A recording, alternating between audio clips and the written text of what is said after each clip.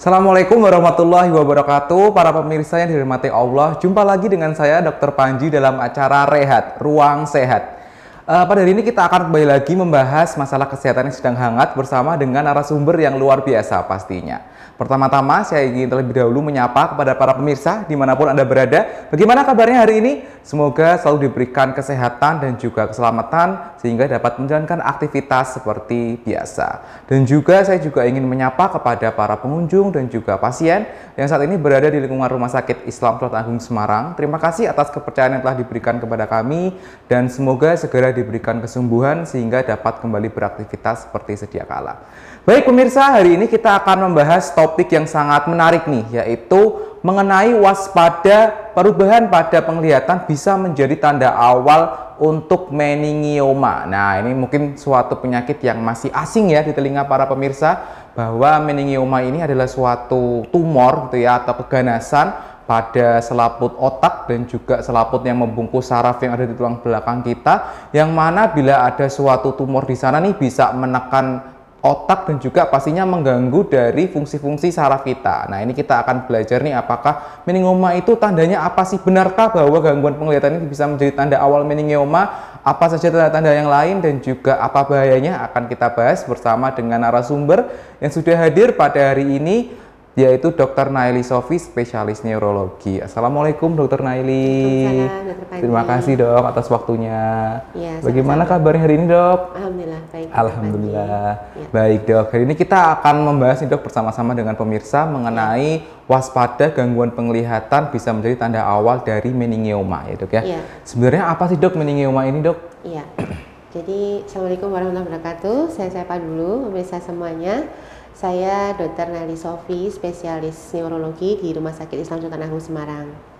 Jadi tadi Dr. Panji sudah menyampaikan bahwa meningioma itu merupakan salah satu tumor yang tumbuh di otak, Dr. Panji. Di mana asal tumor ini adalah dari selaput otak atau yang kita sebut sebagai meningen. Makanya namanya meningioma. Meningioma. Nah, memang meningioma ini merupakan tumor yang sering dok kita temukan pada otak. Nah, seperti itu. Ya. Jadi suatu tumor yang sering pada otak ya dok ya. Baik dok. Kemudian tadi kan menyerang pada meningen ya dok ya, atau selaput otak. Betul. Baik dok. Jadi termasuk tumor yang bisa dibilang ganas atau jinak dok? Iya, sebagian besar meningioma itu adalah jinak. Oke. Ya, sekitar 80-90% adalah tumor jinak sebetulnya. Memang ada yang dia itu kemudian berperilaku ganas. Nah makanya untuk memastikan ini memang harus dilakukan pemeriksaan. Sitologi ya, patologi anatomi, memastikan apakah ini termasuk jinak atau ganas, tapi sebagian besar adalah jinak. Oke, baik dok. Baik dok, karena ini adalah tumor yang menyerang otak ya dok ya, dan juga selaput yang membungkus otak ya dok ya. Berarti pastinya akan mengganggu fungsi dari saraf kita dok. Betul. Nah ini kira-kira apa saja tanda dan gejala dari meningioma ini dok? Iya, jadi karena ini adalah suatu tumor atau massa pada otak, maka gejala yang sering didapatkan di awal adalah nyeri kepala sebetulnya Dr. Panji. Karena kan kalau ada suatu massa di otak berarti ada penambahan volume di ruang kepala kita. Nah itulah yang menyebabkan gejala awalnya itu paling sering adalah nyeri kepala. Nyeri kepala. Yang dirasakan paling banyak juga pada saat pagi hari atau setelah bangun tidur biasanya. Nyeri kepala ini bersifat progresif, makin lama dirasakan makin sering dan makin berat. Nah kalau kemudian tumor ini makin besar, maka akan ditambah dengan gejala-gejala saraf yang lain. Salah satunya tadi disampaikan oleh Dr. Panji, bisa mengganggu penglihatan, kabur atau mungkin pandangan ganda ya. Sebetulnya yang penting lagi adalah di mana letak tumor ini. Karena sebenarnya ruangan di kepala itu kan luas ya, otak itu juga ada bagian masing-masing, sehingga gejala yang dialami oleh pasien ini sangat tergantung dari lokasinya. Bisa gangguan penglihatan, bisa juga gangguan kognitif atau berpikirnya agak terganggu ya, misalnya seperti itu, atau bisa juga kelemahan anggota gerak, seperti pasien stroke juga pada akhirnya kelemahan anggota gerak sesisi, bisa juga bicaranya pelo, mulutnya perot, dan banyak lagi seperti itu. Baik, yang penting tergantung lokasi dari tumor itu di mana. Baik. Ternyata gejalanya sangat beragam ya dok ya. Tergantung dari lokasi dari tumor itu sendiri, dan ternyata bahwa gejala awalnya yang paling sering adalah nyeri kepala justru ya dok ya. Betul. Baik, dan untuk gangguan penglihatan sendiri itu adalah salah satu gejala bila mana lokasinya memang bagian otak yang mengatur penglihatan begitu ya, Dok ya? Memang sebagian besar juga disertai gangguan penglihatan, Dok. Kenapa demikian? Karena memang jadi saraf penglihatan kita atau saraf optikus kita itu unik sekali. Dia itu memiliki selaput yang sama dengan selaput otak. Artinya dia punya meningen juga. Diselaputi oleh meningen. Itu tidak ada pada saraf otak yang lain. Nah, karena kalau ada gangguan di meningen, berarti ada peradangan di meningen, misalnya karena tumor tadi, otomatis selaput yang menyelubungi si saraf optikus juga ikut meradang. Maka awal akan timbul gejala berupa pandangannya kabur ya. Kemudian bisa jadi makin lama kalau tidak diperiksakan, kalau memang karena tumor ya, bisa jadi memang gangguan mata berat ya, bisa buta juga, buta total juga bisa. Bisa satu kebutaan juga ya, Dok ya. Betul. Baik, Dok. Kemudian Dok, pasti pemirsa juga bertanya-tanya nih, Dok, gangguan penglihatan kan pasti sangat banyak penyebabnya ya, Dok ya. Bisa juga memang dari masalah matanya gitu kan, Dok. Nah, ini gimana caranya kita membedakan apakah gangguan penglihatan ini benar-benar dari mata atau dari pengaruh gangguan di otak tadi, Dok? Iya. Jadi setiap kali ada pasien ya yang mengeluhkan gangguan mata, memang seorang dokter pasti akan bertanya lebih lanjut tentang kronologi dari penyakitnya ini. Tadi saya sampaikan kalau ada suatu massa di otak yang kemudian mengakibatkan penekanan pada otak dan saraf-saraf di otak, maka akan timbul gejala tidak hanya satu biasanya. Ya, mungkin bisa tadi sertai nyeri kepala, lemah sesisi badan, atau mungkin gangguan kognitif, perilaku, itu bisa saja muncul bersamaan dengan gejala penglihatannya tadi, yang kemudian mengindikasikan ada kelainan di otak, di mana perjalanannya juga progresif, Dok. Makin lama makin berat. Yang kita harus pikirkan itu, kalau mungkin kelainan di mata kan jarang ya disertai dengan nyeri kepala, mungkin ada, tapi tidak seperti itu. Kemudian gangguan kognitif atau perilaku, kelemahan mata gerak, mungkin jarang seperti itu. Nah, jadi kalau ada gejala yang makin lama makin berat penglihatannya, ada nyeri kepalanya, disertai gejala-gejala lain, nah itu kita harus waspada. Jangan-jangan memang ada kelainan di otak tadi.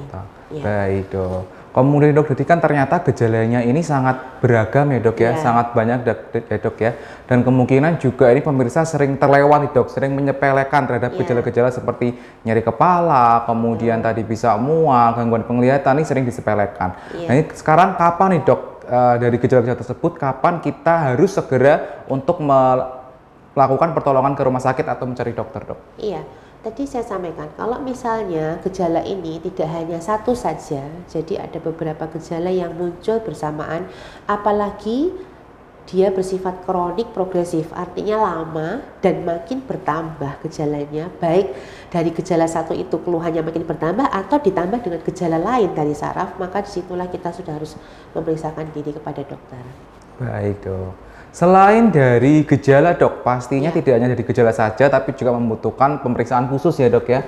Nah, ini pemeriksaan khusus apa saja yang bisa dilakukan untuk bisa menegakkan diagnosis bahwa oh ini meningioma gitu, Dok? Iya, baik. Jadi meningioma ini termasuk tadi saya sampaikan tumor yang kebanyakan jinak. Oleh sebab itu dia tumbuhnya lambat.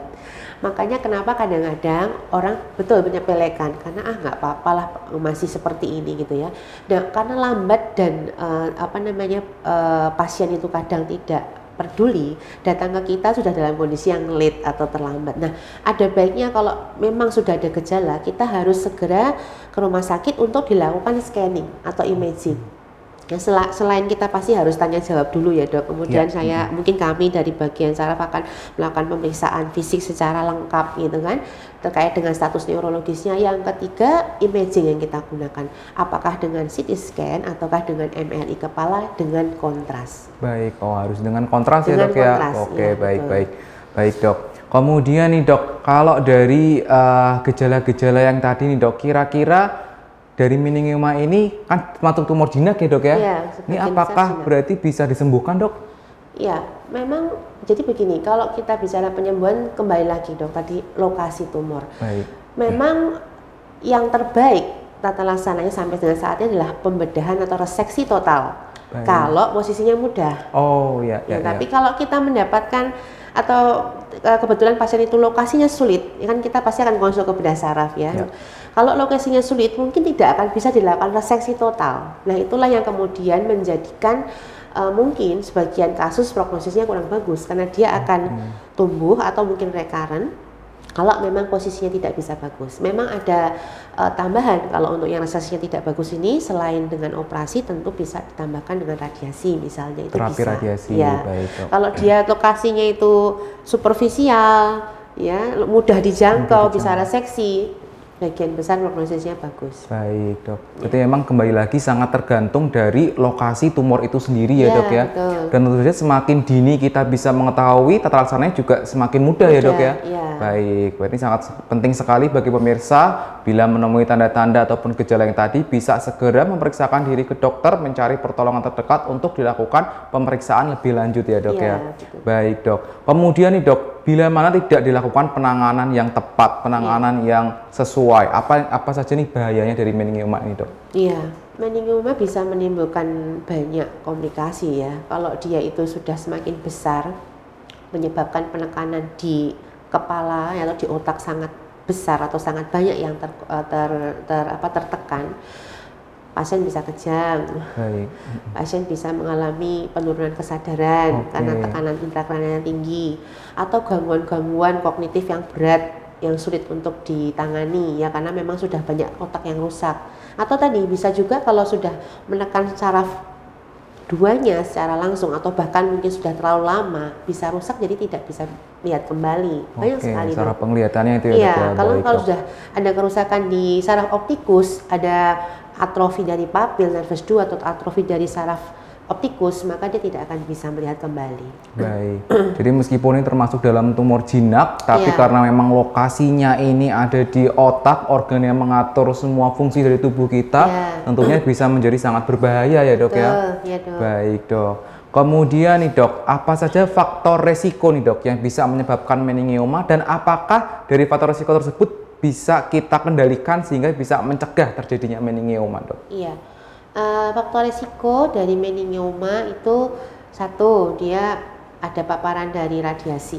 Mungkin jadi orang-orang mungkin yang bekerja di radiologi itu juga memiliki risiko yang lebih tinggi ya, karena kan akan memicu timbulnya mutasi gen.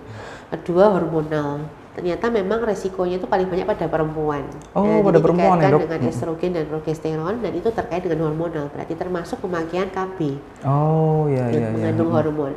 Yang ketiga, makan makanan yang kita tahu bahwa sekarang kan banyak sekali processing food ya, itu juga bahan-bahan yang digunakan bisa memicu timbulnya mutasi-mutasi genetik yang bisa memicu timbulnya tumor juga. Kemudian bisa juga ya, kalau genetik ya ada memang sulit ya, kalau itu kita susah untuk kita bisa mengendalikan hal tersebut. Usia biasanya terbanyak di dekade 4 sampai dengan 5. Pasien-pasien kami banyaknya di dekade itu ya, berdasarkan pengalaman kami itu, dan nanti perempuan 40 sampai 50 tahun ya, Dok ya. Seperti itu. Mungkin itu, Dokter. Baik, jadi bagi pemirsa yang memiliki faktor risiko seperti yang tadi nih, bisa lebih berhati-hati ya, sehingga bisa mengetahui gejala dan tandanya lebih awal dan bisa dikonsultasikan kepada dokter yang lebih ahli, begitu ya, Dok ya. Ada obesitas juga, Dok. Obesitas juga bisa ternyata ya, Dok ya. Baik. Bisa. Baik, Dok. Kemudian dokter terakhir nih, Dok, apakah ada pesan-pesan kepada para pemirsa nih, Dok, untuk bisa mencegah ataupun menangani meningioma, Dok? Iya, baik. Jadi untuk para pemirsa ya, tadi sudah saya sampaikan bahwa sebenarnya gejala meningioma ini lambat berjalannya, sehingga sangat mungkin untuk kita atau rekan-rekan sekalian pemirsa untuk mengenali dengan baik gejala itu. Prinsipnya adalah kita harus aware atau peduli ketika ada gejala yang muncul yang dirasakan makin berat dan bertambah dengan gejala lain. Karena ini sesuatu tumor yang mengenai otak, maka gejala yang paling sering adalah nyeri kepala ya, bisa disertai penglihatan kabur, kelemahan anggota gerak, gangguan kognitif atau berpikir ya. Kalau memang itu dirasakan makin lama makin berat ya, kemudian juga disertai bisa muntah juga ya kalau nyeri kepala, maka segeralah ke rumah sakit, karena sebagian besar meningioma ini bisa ditangani dengan baik.